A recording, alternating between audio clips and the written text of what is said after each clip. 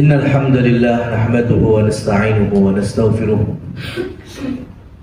ونتوب إليه ونعوذ بالله من شرور أنفسنا وسيئات أعمالنا من يهده الله فلا مضل له ومن يضلل فلا هادي له أشهد أن لا إله إلا الله وحده لا شريك له وأشهد أن محمدا عبده ورسوله اللهم صل وسلم على نبينا محمد.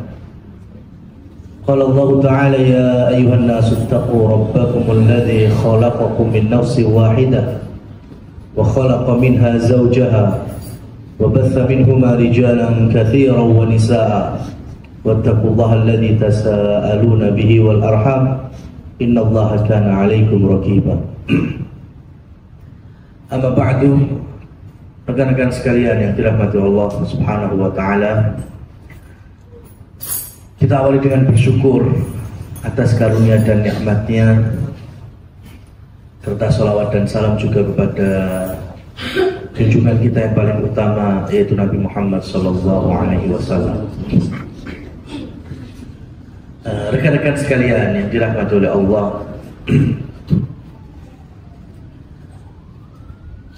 di dalam Al-Quran Allah Subhanahu wa ta'ala memberikan gambaran hati kita itu ibarat hujan yang mengaliri tanah. Wa qad anzalna minas sama'i ma'an litahhirakum bih. Sesungguhnya Allah Subhanahu wa ta'ala turunkan hujan untuk bisa mensucikan kita, untuk bisa kita jadikan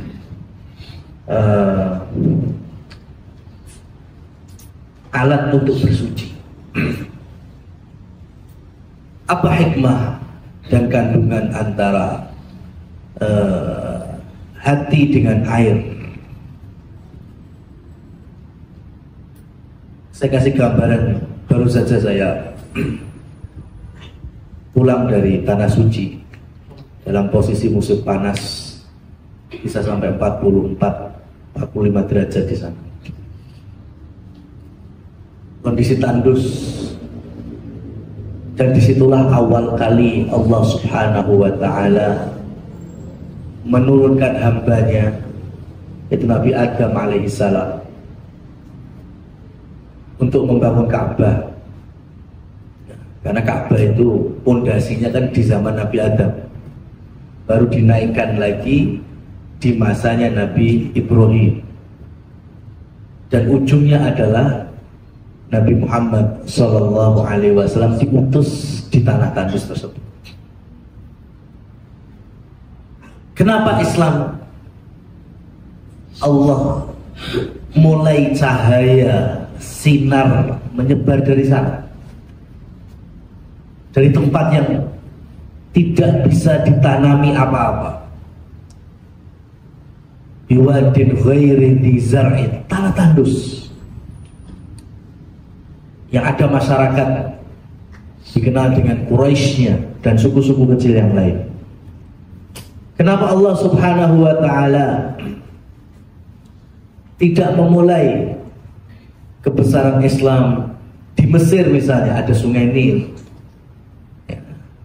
atau mungkin di wilayah timur yang lainnya, atau mungkin di wilayah kita Indonesia? Kenapa?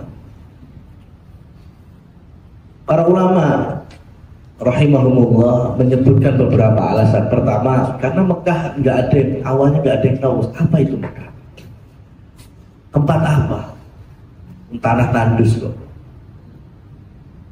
Beda dengan Mesir, sudah ada peradaban, ada Mesir kuno.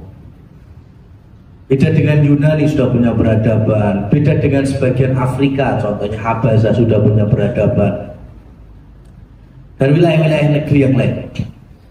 Sehingga tidak ada alasan musuh-musuh Islam, termasuk musuh Nabi Muhammad SAW, itu beralasan kalau Nabi itu hanya melanjutkan kebesaran sebelumnya. Coba kalau Nabi Muhammad Allah turunkan, Allah lahirkan di Mesir, kemudian Islam apa istilahnya sukses di sana, apa kata musuh-musuh kaum muslimin? Alah, Muhammad tuh tinggal lanjutin aja. Mesir udah sejak dulu terkenal, sudah punya peradaban, ya sudah punya sistem yang baik, gitu. Makanya Mekah nggak ada satupun orang yang punya mindset, ya, atau mungkin punya angan-angan bahwa Mekah itu berpotensi sampai menyebarnya tauhid ke seluruh penjuru dunia. Itu alasan pertama, ya, supaya kita tahu bahwa betul-betul karena Allah, disandarkan karena kebesarannya, la haula wala quwata illa billah.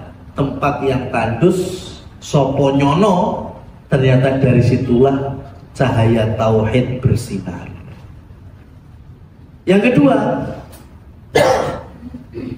sebagai gambaran kepada kita semuanya, tanah yang tandus, tanah yang gersam.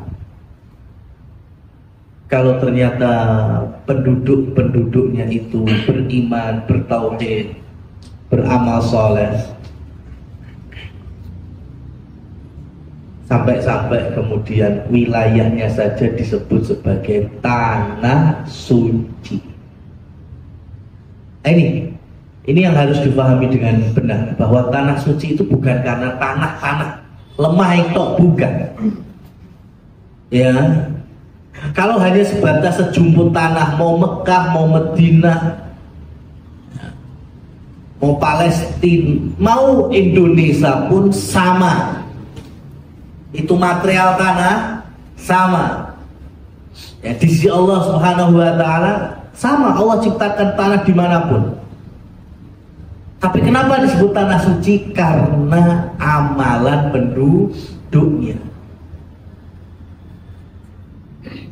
Para sahabat yang banyak tinggal di Madinah, mereka semangat sekali mengikuti arahan dari Rasul Shallallahu Alaihi Wasallam. Jadilah Madinah kota suci yang nomor 2. Bukan karena lemah-lemah, bukan, tapi karena penduduk.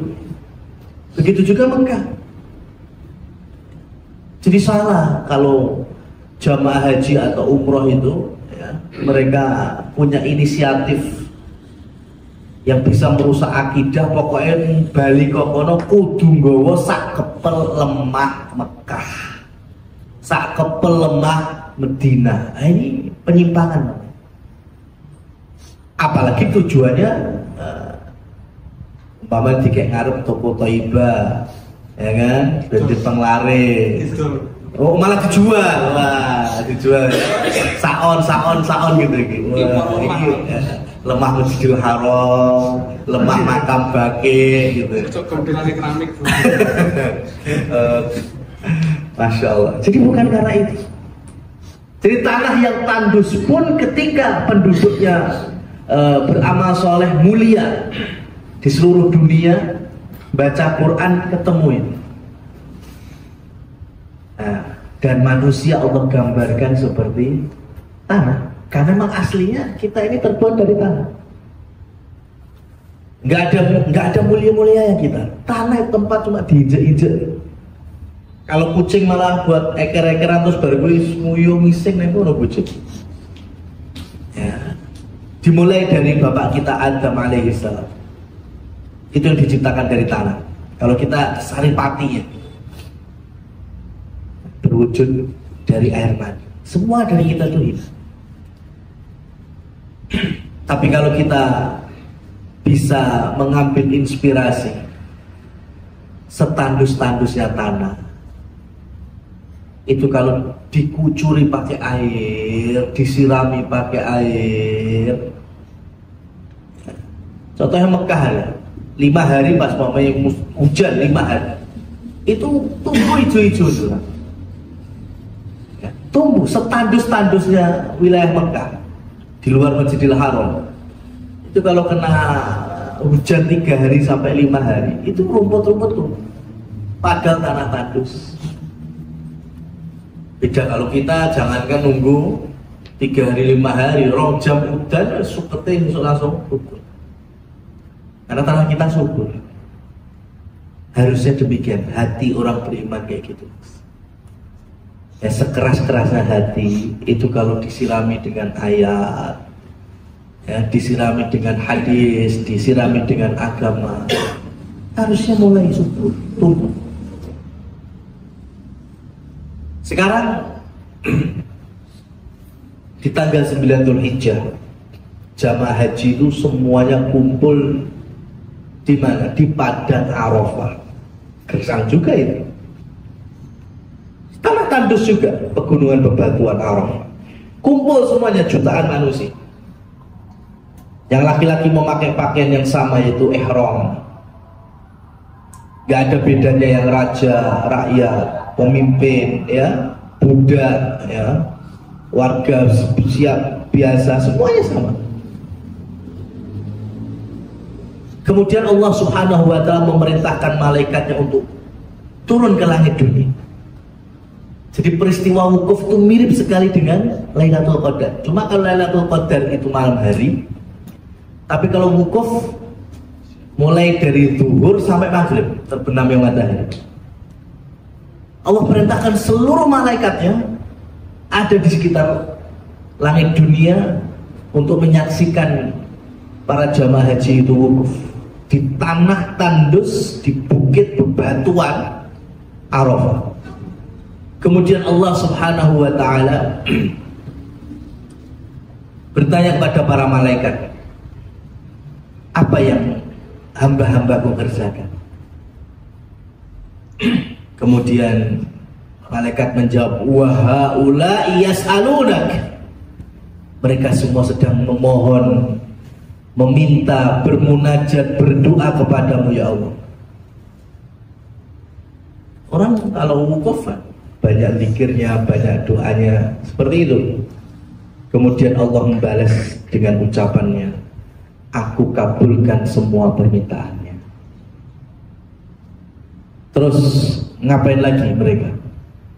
Wahum yastaghfirun, dan mereka memohonkan ampunan kepada mereka. Banyak istighfarnya, banyak minta ampunnya. Kemudian Allah menjawab, aku ampuni semuanya. Ketika Allah berfirman seperti itu, apa yang terjadi? Iblis dan seluruh setan jerit semuanya. Dalam hadis Sahih Muslim, Nabi menceritakan hal ini. Jadi ketika Allah bertanya, ngapain saja hamba-hambaku, ya, di saat wukuf itu, mereka semuanya meminta ampun kepadamu. Kemudian Allah menjawab, aku ampuni mereka semuanya. Iblis, setan-setan jerit semuanya. Kenapa? Gak terima, Mas. Iblis itu udah mungkin setahun, 2 tahun, puluhan tahun goda anak cucu Adam berhasil, ketarik, ikut maksiat, ya, dosa dijalani tahun-tahunan. Lah kok ngepasi wukuf, taubat, Allah terima taubat.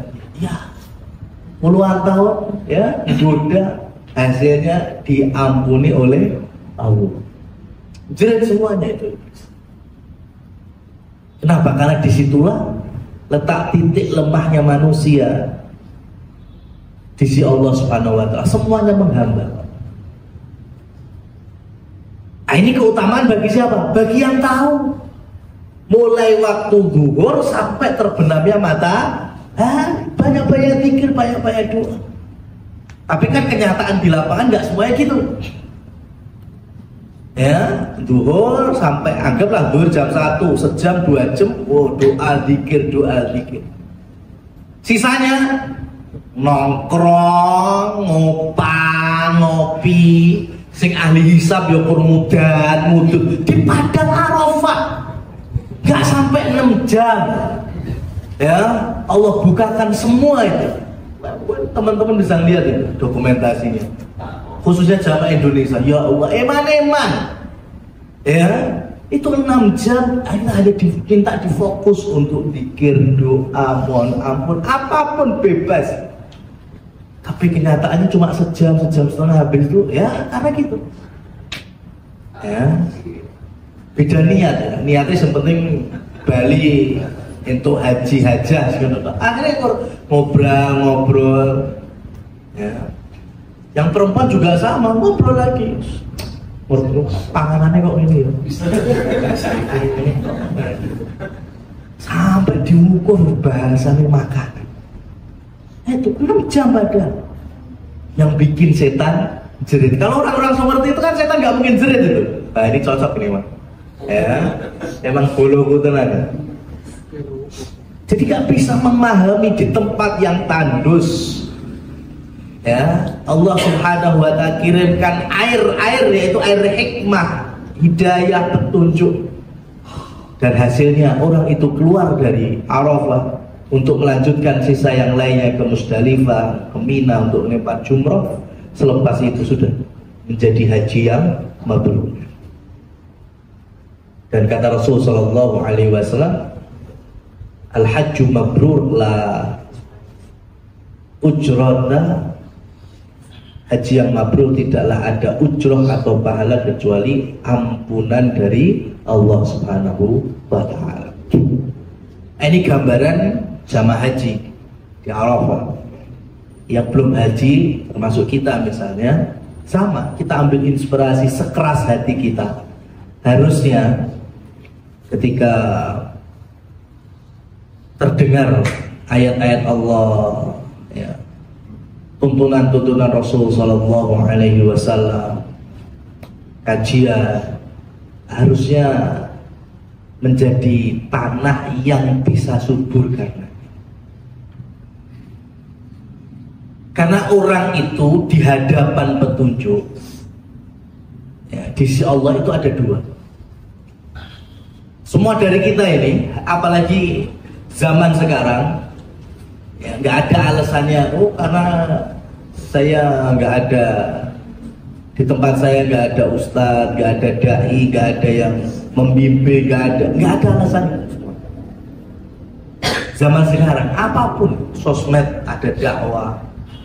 Berarti kan semua dari kita ahlu gadget, ahlu sosmed, bisa kita mengarahkan kepada dakwah, kepada agama.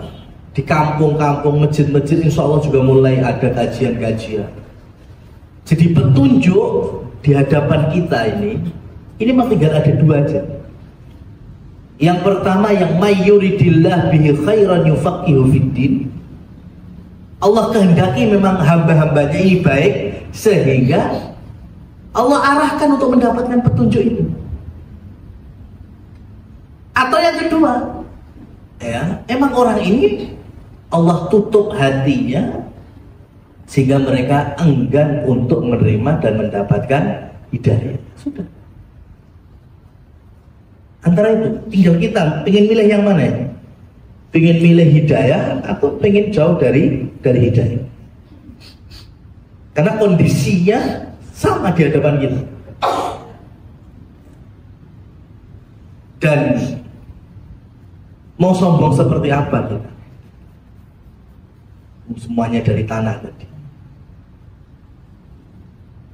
Khususnya rekan-rekan sekalian yang dirahmati oleh Allah Subhanahu wa ta'ala, dalam perkara yang kita sebut sebagai perkara satu-satunya, urusan satu-satunya yang Rasul nampilnya harus naik ke langit Sabtu 7, yaitu sholat. Ya, tolong dijaga, baik teman-teman laki-laki, yang perempuan, semuanya sama. Sholat wajib 5 waktu. 5 waktu sampai ada 5 sama waktu. Karena memang ayatnya gitu. Ya, inna sholata kanat 'alal mu'minina kitaban mauquta. Sesungguhnya perkara urusan sholat itu Allah wajibkan kepada orang-orang beriman mauquta, ada jadwalnya. Bacanya jangan pakai logat Betawi, tapi harus logat Qur'ani. kita mauquta, wajib sesuai jadwalnya. Kalau orang Betawi kan jadinya mau kita sholat kagak, terserah ya, bukan mau kita tapi mau kuta ya, sesuai jadwalnya.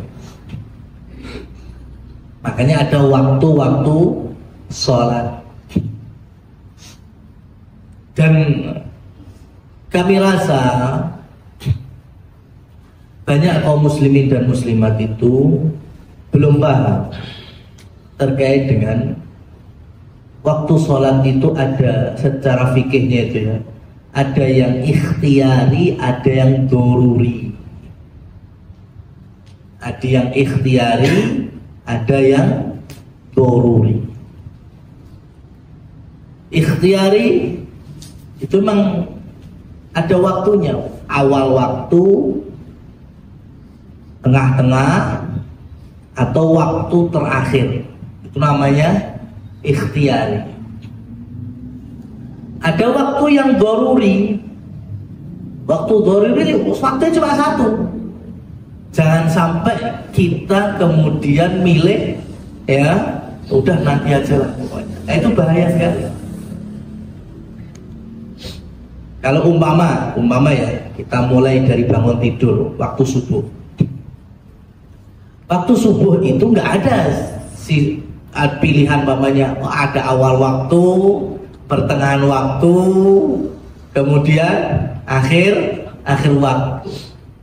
Sampai milih seperti ini mesti pengennya jam 5:30 lagi subuh ya, jam 5:15 lagi subuh. Padahal nggak seperti itu. Sholat subuh itu waktunya satu.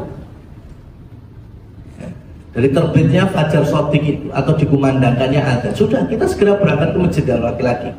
Yang perempuan segera melaksanakan sholat, karena bukan ikhtiari tapi doruri. Ya, nggak ada pilihannya. Segera mungkin ketika waktunya berangkat untuk melaksanakan. Itu untuk subuh. Karena ada setiap sholat ada klasifikasi. Nggak bisa dipukul rata. Yang subuh itu sifatnya doruri. Segera. Oh saya ketiduran, lah beda. Ketiduran itu beda. Tapi lek bendino ya, tangine kawanan ibu bukan ketiduran. Ya, itu kebiasaan. Itu yang nggak bisa ditolerir. Kalau sesekali kerinan, nah itu namanya sesekali. Lek bendino kerinan, wih bukan ketiduran, ya pancen, ya, seperti itu. Beda dengan sholat duhur. Sholat duhur itu memang ikhtiari. Ada awal waktu, ada pertengahan waktu, ada akhir waktu. Ya. Jadi sholat duhur itu awal waktunya, kalau kita memang jam 12 anggap. Sudah kita kerjakan di waktu itu. Tapi kan ada terkadang gini, teman-teman yang alhamdulillah kita ini harus bersyukur ya, karena ditinggal di lingkungan yang memberi ruang kita sholat tepat waktu. Ada di teman-teman mungkin yang di pabrik-pabrik yang nggak bisa sholat duhur tepat pada waktunya. Mungkin dikasih mulai istirahatnya mungkin jam 1 misalnya ya. Bagaimana? Ya. Apa kemudian saya nggak mendapatkan keutamaan? Bisa. Jam 1 keluar, meskipun sudah nggak ada jamaah awal waktu di masjid, kan sama teman-teman muslimnya bisa menunaikan jamaah juga zuhur, tapi di pukul 1. Masih masuk waktu yang masih. Itu masuk pertengahannya. Atau setengah jam berikutnya masuk akhir waktunya. Sudah. Jadi pilihan. Kalau namanya milih, sebisa mungkin di awal. Karena memang ketika sahabat bertanya, ya Rasulullah, ayyu amalin ahabbu ilallah, amalan apa yang paling dicintai oleh Allah? Jawabannya Rasul, as-salatu ala waktiha, salat tepat pada waktunya. Itu zuhur. Jadi nggak ada alasan. Oh saya kerjaannya baru dikasih skor jam sekian, bisa. Karena zuhur ada pilihan. Kemudian waktu asar. Waktu asar juga ikhtiari, ada pilihannya di awal waktu, pertengahan, dan akhir waktu. Ini tadi teman-teman yang biasanya shift-shiftan pabrik itu baru keluar jam 4 sore, nggak ada alasan nggak sholat. Memang dia nggak bisa mengerjakan di awal waktu, tapi mereka masih bisa mengerjakan di pertengahan waktu. Pengen tetap mendapatkan keutamaan, yang laki-laki jamaah sama teman-teman yang lain. Ya, itu asar. Ketemu maghrib gak ikhtiari, maghrib cuma satu, doruri, makanya segera dikerjakan. Banyak apalagi yang putri-putri ini.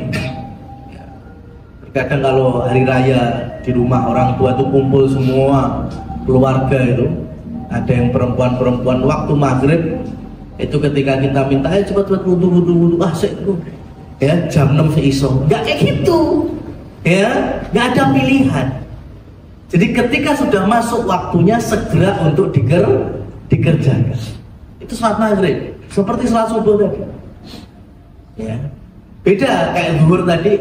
Saya masih belum bisa nih di awal waktu, saya ambil yang pertengahan, masih nggak apa-apa. Tapi maghrib, subuh nggak bisa. Dan terakhir isya juga ikhtiari, ada awal waktu, pertengahan, dan akhir. Nah, cuma banyak yang salah paham. Dikira kalau sholat isya itu kalau ketemunya ikhtiarinya akhir malam jam 3 lagi sholat isya. Padahal yang dimaksud akhir itu akhir malam sepertiga awal. Malam itu kan terbagi menjadi 3. Sepertiga awal, sepertiga pertengahan, sepertiga akhir. Anggaplah dari jam 6 anggaplah dari jam 6 ke jam 6. Berarti kan ada berapa? 6 jam kan? Ya kan? 12 jam. 12 di poro telu. Papat. Ya, berarti pamit jam 6, jam 7, jam 8, jam 10. Itu jatahnya sholat isya di situ. Ya, yang dimaksud sampai sepertiga malam itu sepertiga malam awal, bukan sepertiga malam seutuhnya. Ya. Jadi umpamanya awal waktu isyanya tadi jam 7 misalnya. Ya udah, kita ambil yang awal waktu. Oh, nggak bisa. Kena orang-orang yang masya Allah seperti kota besar Jakarta itu masih kena macet, ya belum bisa di awal waktu. Oke, berarti bisa di jam 8, setengah 9, di pertengahan waktu. Kalaupun perjalanannya harus sampai rumah baru jam 10, dia masih bisa mengerjakan isya di akhir waktu. Karena Rasulullah SAW pernah mengerjakan sholat isya di jam segitu. Ya. Bukan kemudian terakhir waktu tunggu jam 3:30 ya mancing wayahe subuh. Enggak seperti itu. Itu digunakan untuk siapa? Orang-orang yang tadi ketiduran, terlalu capek, ya sehingga leleh baru bangun ujuk-ujuk jam 2 bengi, jam 3 bengi. Atau mungkin security punya amanah khusus menjaga, sehingga dia baru bisa keluar dari tugas amanah menjaga kaum muslimin dan manusia-manusia yang berada di belakangnya itu, baru keluar shiftnya jam 1:30 misalnya, sehingga dia baru bisa mengerjakan sholat isyanya jam situ. Nah, itu namanya darurah, nggak bisa. Ini banyak yang salah paham. Teman-teman yang masya Allah, termasuk kayak kalau cerita dari adik saya sendiri yang pekerjaannya masya Allah, ya pulang kantor bukannya langsung bisa ketemu dengan keluarga, enggak. Ada yang karaoke dulu, Ya, ada yang apa mas, saya itu dapat cerita istilahnya dari adik-adik saya. Apa istilahnya? Open table. Ya kan? Ya, kemudian terus dunia. Ya. Baru pulang ketemu jam 1, jam 2. Ya. Kemudian baru sholat. Ya. Itu dapat cerita saya dari. Nah, ini enggak salah. Tapi yang namanya orang nggak mau disalahkan, mesti ketemu alasannya. Mending sepenting kan sholat daripada ora sholat. Nah, gue ya. Lek wis koyo ngono piye? Ya, daripada gak sholat, betul, daripada gak sholat. Tapi lek bendino daripada, yo dari tak kampleng yo. Ya, dari ya nggak bisa. Kalau daripada itu kalau sesekali waktu, daripada bendino seperti itu. Nanti semuanya akhirnya kalau orang-orang biasanya kayak gini, akhirnya orang-orang yang berada di jalur-jalur kemaksiatan juga sama alasannya. Contoh tadi, dunia karaoke, dunia maksiat, pelacur, pezina, ya kan? Baru keluar selesai semua dari ya, profesi haramnya itu, kemudian sholat jam 3 mamanya lagi sholat, enggak apa-apa. Yang penting kan saya sholat.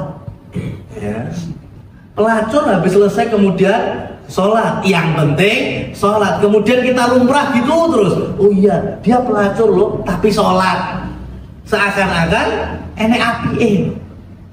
Akhirnya semuanya biasa dosa itu. Lah kapan setan jerit? Ya, kapan iblis jerit? Kalau semua dosa-dosa kita anggap biasa. Karena dengan alasan itu tadi, daripada tidak. Rekan-rekan sekalian yang dirahmati oleh Allah Subhanahu wa ta'ala. Maka kembali lagi, kalau kita mengambil hikmah, hinanya kita yang terbuat dari mani, dari saripati.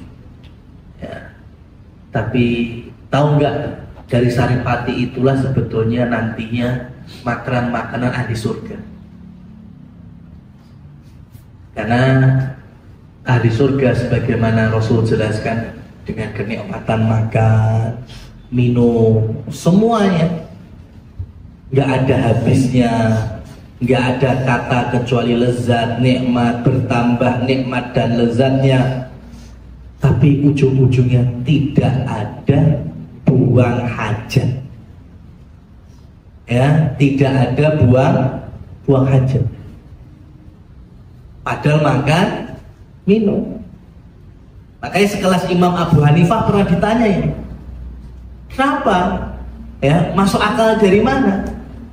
Katanya ahli surga itu makan minum, tapi tidak pernah buang air. Mau kencing, mau BAB, nggak ada ceritanya. Kata Imam Abu Hanifah, jangankan nunggu di surga. Hari ini kita belum sampai mikirnya. Janin yang dalam kandungan itu juga makan, ya kan? Melalui plasenta itu, sesuai dengan ibunya makan apa. Cuma dia mengambil nutrisi saripati dari apa yang ibunya makan itu. Dan ternyata nggak ada ceritanya janin di mana BAB-nya, janin di mana buang kencingnya. Ya. Kenapa? Karena yang diserap hanya saripati. Maka ahli surga itu juga demikian. Karena semuanya itu kembali ke tubuh, berproses, gak ada sampahnya. Dan yang biasa kita buang itu karena sampahnya, sampah metabolisme. Surga semuanya ya, nutrisi. Jadi gak ada sampah. Jadi meskipun kita terbuat dari tanah, kalau kita mulia karena mentaati Allah Subhanahu wa ta'ala, menjauhi segala larangannya, ya, menjadi ahli surga, Allahumma amin. Tanah yang gak ada harganya itu, tapi ternyata nanti bisa masuk surga dengan kemuliaan yang sangat tinggi. Berikutnya, Ketika kita punya suri tauladan Rasul dan para sahabat. Para sahabat itu juga dari tanah, mereka juga sama. Tapi kenapa mereka jauh berbeda? Sholatnya kita juga sholat, puasa kita juga puasa. Kita bisa, ya, bisa menyamai dari amalan ini. Tapi amalan hatinya tentu yang beda. Sama satu lagi, karena mereka bisa bersentuhan langsung dengan Rasulullah Shallallahu Alaihi Wasallam. Jadi kita itu nggak bisa sombong di hadapan para sahabat. Yang ada kita harus tiru mereka. Kalau niru Nabi itu memang pakem pertama, tapi ada kekhususan Nabi yang tidak dimiliki yang lain. Itu nggak bisa. Bahkan sampai fisiknya. Nah ini betul-betul one only, hanya Rasulullah Sallallahu Alaihi Wasallam. Ini yang orang kadang masih salah paham. Contohnya Rasul Sallallahu Alaihi Wasallam ketika wafat, manusia-manusia para sahabat yang ada di Madinah, mereka nggak pada percaya. Termasuk Umar bin Khattab aja. Umar bin Khattab itu sampai ngomong, siapa yang ngomong atau berani bicara Rasulullah wafat adep-adepan sama aku. Diajak duel sama Allah. Rasulullah itu nggak wafat, Rasul itu hanya pergi sebentar, ruhnya diambil oleh Allah, nanti dikembalikan lagi. Yang yakin di atas keimanan yang totalitas itu hanya Abu Bakar As-Siddiq. Beliau langsung masuk kamar putrinya sendiri, yaitu Aisyah, karena jasad Rasul ada di kamar Aisyah. Dicium wajahnya, keningnya, kemudian bersumpah, tibta hayyan wa mayyitan, demi Allah engkau itu wangi ya Rasul, baik ketika hidup maupun sudah mati, meninggal. Keringatnya Nabi itu wangi. Keringatnya Nabi itu wangi. Keringat kita, ya, makanya Nabi itu sahabat terkadang rebutan keringat beliau. Ketika baru pulang safar atau gimana itu, keringat Nabi kalau diperes jadi parfum. Tapi satu ini ya, disclaimernya apa? One only, hanya beliau Sallallahu Alaihi Wasallam, dan itu pun ketika masih hidup. Ketika beliau sudah wafat sudah nggak ada semuanya. Itu keberkahan para sahabat di situ. Mereka bisa bersentuhan langsung sehingga mendapatkan barokah dari fisik Rasul. Abdullah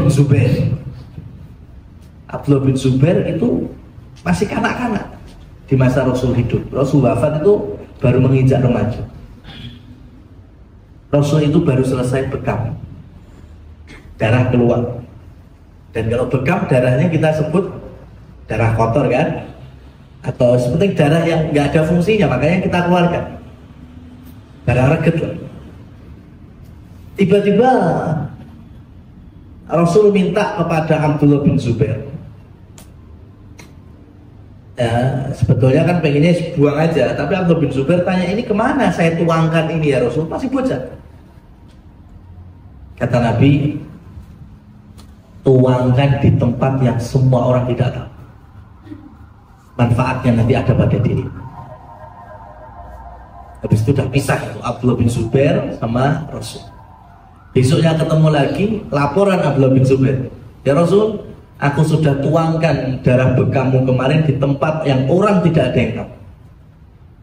Jawabnya Rasul, jangan-jangan kamu minum, ya, jangan-jangan kamu minum. Ternyata jawabannya iya. Kemudian Rasul doakan, dan Abdullah bin Zubair dikenal di masanya manusia yang fisiknya lain daripada yang lain, ya, menjadi panglima, pemimpin, bahkan nanti menjadi di antara pemimpin di tanah Hijaz, Mekah dan Madinah di masanya Muawiyah bin Abi Sufyan. Kenapa? Karena pernah mencicipi, ya, darah kotornya Rasul Sallallahu Alaihi Wasallam. Dan ini nggak bisa diikuti oleh siapapun. Jadi nggak benar. Kemudian kalau umpamanya keringatnya tokoh siapa, ya, atau ulama siapa, itu nggak benar itu, barokah. Apalagi darahnya, ya, bahkan ada cerita-cerita yang naudzubillah menjijikkan, kencingnya, ya, karena semua yang kita ceritakan keringat Nabi itu wangi, darah Nabi juga jangan seperti dibayangkan seperti darah bekam kita yang perengus amis, ya gitu, wangi juga kencing Nabi, karena memang beliau beda secara ciptaan, manusia sama tapi ada kekhususan. Basyarun lakal basyari, Nabi itu manusia tetapi tidak bisa disamakan seperti manusia pada umumnya. Nah ini, ya, itulah letak perbedaan yang mendasar antara kita dengan para sahabat. Jadi yang bisa kita tiru itu amalan-amalan yang dicontoh oleh Rasul Shallallahu Alaihi Wasallam. Karena peninggalan beliau yaitu, ya, peninggalan beliau itu ajarannya. Makanya saya heran kenapa kota Nabi itu di Madinah, tapi ada wilayah tertentu yang mengaku punya semua yang dimiliki oleh Rasul. Sendal Nabi, baju Nabi, pedang Nabi, ya, orang Nabi tinggalnya di Madinah, ya. Dan kata Abdullah bin Abbas sudah nggak ada lagi, ya, apa istilahnya, perkakas dan perabotan Rasul Shallallahu Alaihi Wasallam. Hari ini ada model itu, dan ujung-ujungnya fulus, ya, diperlihatkan mungkin dengan bayar sekian. Yang paling heran itu yang rambut Nabi, ya Allah, ya, panjangnya bisa semeja kita ini, atau kurang lebihnya seperti itu. Padahal dalam hadis riwayat Imam Tirmidzi dalam kitabnya Syama'il Muhammadiyah, Nabi itu paling panjang cuma sepundak rambutnya. Terkadang paling seringnya setelingai, sepundak paling panjang. Tapi yang aku sekarang bisa semeja ini panjang, yaitu rambutnya sopo, ya. Tapi karena orang itu lebih bisa menerima karena ada wujudnya, dan ini bagian dari talbis, ya, tipu muslihat iblis yang nggak kelihatan. Warisan Nabi apa itu? Ajarannya malah nggak diikuti. Bagaimana beliau sholat, bagaimana beliau beriman, bagaimana beliau beramal soleh, itu nggak diikuti karena nggak ketok.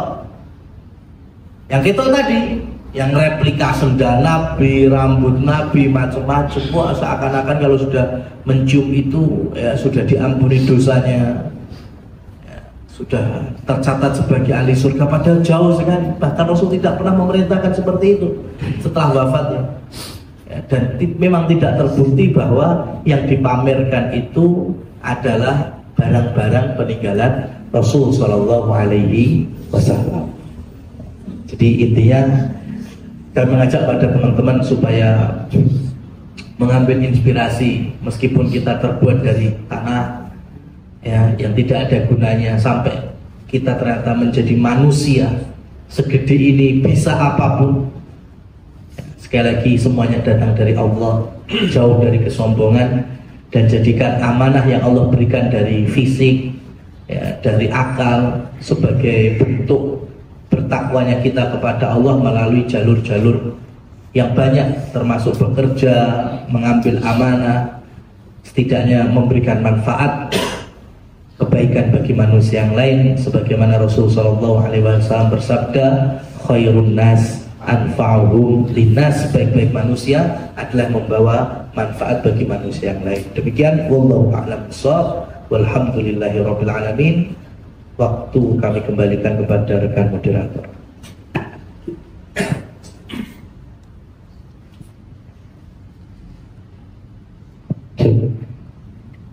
Monggo silakan bagi rekan-rekan sekalian yang ingin ditanyakan dari topik yang disampaikan maupun di luar topik yang disampaikan.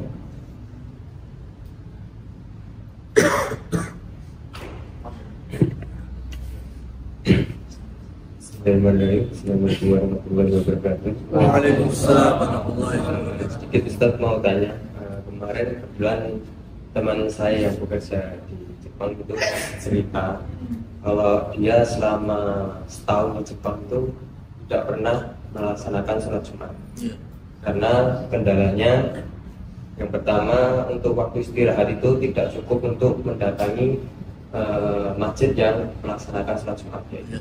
Kemudian untuk di tempatnya sendiri mau mengadakan sholat Jumat juga tidak mampu. Itu hukumnya kayak gimana? Assalamualaikum warahmatullahi wabarakatuh.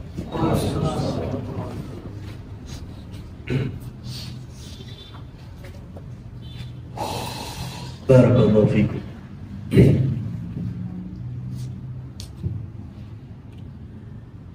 Saya mau bertanya kepada teman-teman, dan mesti jawabannya ada dua, ada A dan ada B. Mana yang sampai pilih? Kerja dekat dengan keluarga, gaji biasa, kerja jauh dari keluarga, cara Jawa duwite ombo. Pilih yang mana? Mesti jawabannya teman-teman ada dua. Ada yang A, ada yang B. Itu kalau alasannya antara dekat dengan keluarga sama jauh dari keluarga. Sekarang saya rubah pertanyaan. Kerja dekat dengan Allah dan agamanya, meskipun gaji biasa. Kerja yang jauh dari Allah dan agamanya, meskipun duitnya ombo. Pilih yang mana? Ada dua juga jawabannya. Kajiannya butuh ditambah. Ya, seperti itu. Ya, seperti inspirasi kita pada hari ini. Kita itu aslinya makhluk hina. Tapi kalau terpampang di hadapan kita adalah Allah, harusnya Allah dimenangkan. Itu orang beriman. Ya, itu orang beriman. Sekarang pernah saya mungkin cerita. Ya, bukan pengen sombong-sombongan ya. Ini mindset, bentuknya mindset. Saya itu ketika di ujung ingin menyelesaikan pasca sarjana, saya itu sudah jadi guru di pesantren. Yang santri saya itu masuknya itu semuanya persyaratannya yang penting duit nyawa. Ya, yang penting punya nyawa. Administrasi itu ya nyusul bisa. Yang penting punya semangat untuk belajar. Wis gitu ya. Ya. Saya itu menerima santri yang ikro wera kenal terus. Enak sing ikro telu padahal pelajaran bahasa Arab. Piye coba kuwi? Ngajar bahasa Arab ngaji wae ra iso. Itu terjadi. Nah, ketika saya pengen sudah mulai selesai pasca itu, banyak tawaran di sekolah-sekolah di Solo yang bonafit, ya, yang terkenal semuanya lah. Bahkan mungkin wali-wali muridnya punya grup-grup sosialita itu. Saya ditawarkan dengan otomatis lah, ya, salary dan lain seterusnya macam-macam lah. Saya jawabnya cuma gini aja. Kalau sekolah sampean semuanya ini terkenal di Solo, Solo Raya ya, terkenal sudah jelas. Tapi sekarang syarat masuknya murid itu sudah nilainya 8, sehingga outputnya 8, minimal bahkan sampai 9 dan seterusnya. Inputnya sudah 8, outputnya 8, itu yang keren muridnya apa gurunya? Ya, itu harusnya gurunya nggak bangga.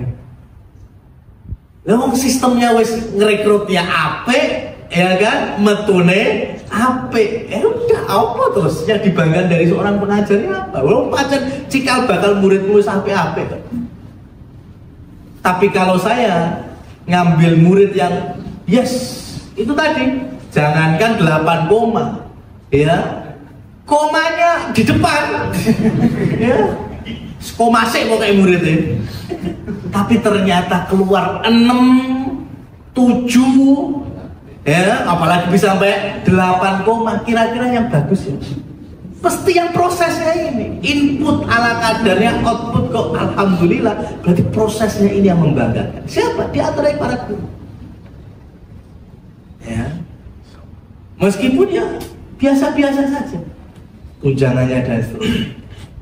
Itu yang sering saya sampaikan dulu ke teman-teman kuliah saya. Ya, jadi apa yang saya banggakan kalau ngajar di tempat bonafit, tapi muridnya sudah tes masuknya 8 koma, keluarnya juga 8 koma. Mana yang mau dibanggakan menjadi seorang? Tapi kalau masuk sembarangan, ya, mau bagus mau nggak masuk, ternyata keluarnya alhamdulillah bagus, berarti patut dibanggakan dulu. Karena itu yang berjuang di tengah-tengahnya.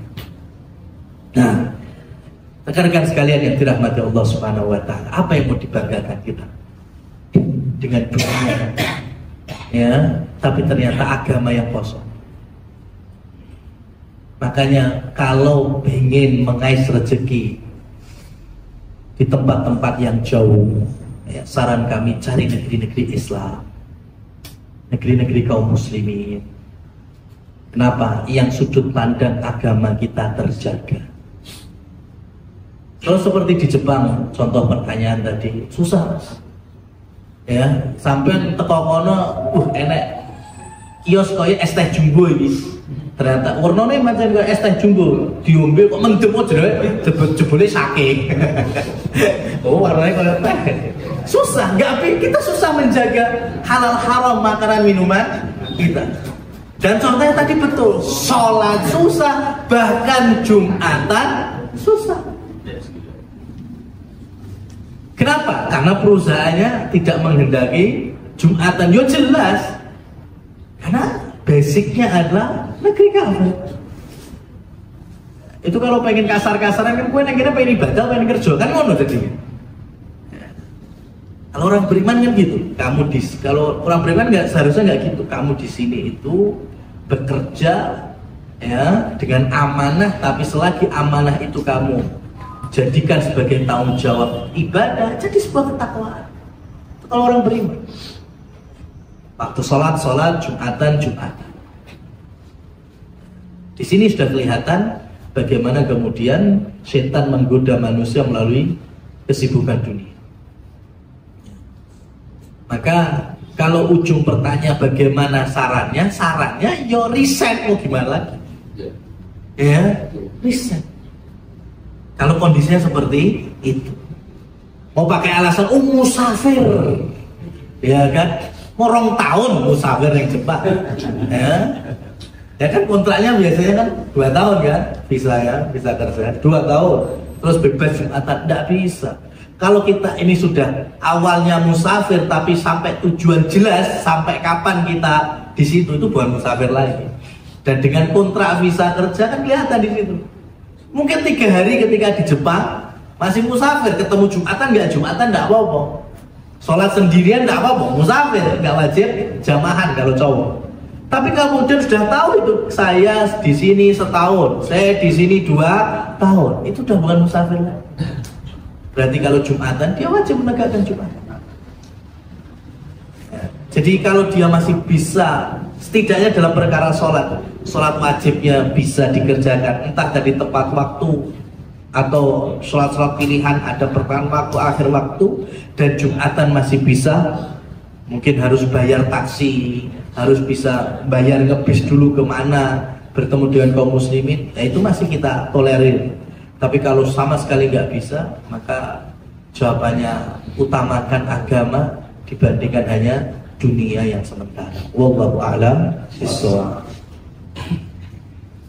Cukup insyaallah ada jam. Baik, terima kasih Ustaz atas jawaban dari pertanyaan tadi. Alhamdulillah pada kesempatan pagi ini kita sudah melangsungkan kajian. Semoga apa yang kita dengarkan dan apa yang kita terima dan tadi bisa kita amalkan di kehidupan kita sehari-hari. Terima kasih.